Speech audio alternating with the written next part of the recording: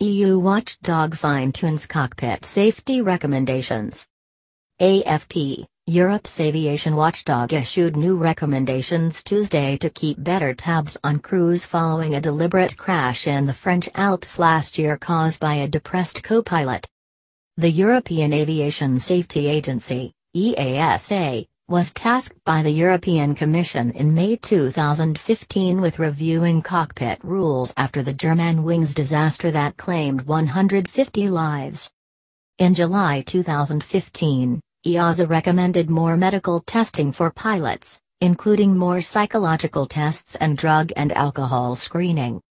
It said in a statement Tuesday that the proposals would serve as the basis for a legislative proposal by the European Commission towards the end of 2016. EASA said it also hoped to fight fraud attempts by requiring aeromedical centers to report all incomplete medical assessments to the competent authority. The authority had in July softened a previous recommendation that two people should always be in the cockpit, following talks with industry representatives.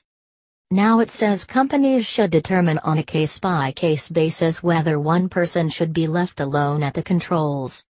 The risk assessment can be summed up as, how well do you know your crew and how well do you control risks in your organization, an EASA spokesman said. This assessment may lead the operator to require two authorized persons in the flight crew compartment at all times.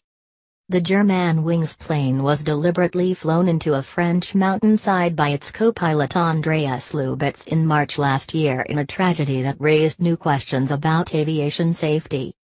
Lubitz, 27, who was suffering from depression, was allowed to continue flying despite having been seen by doctors dozens of times in the years preceding the crash. Get the latest news by signing up to our newsletter, following us on Facebook or Twitter.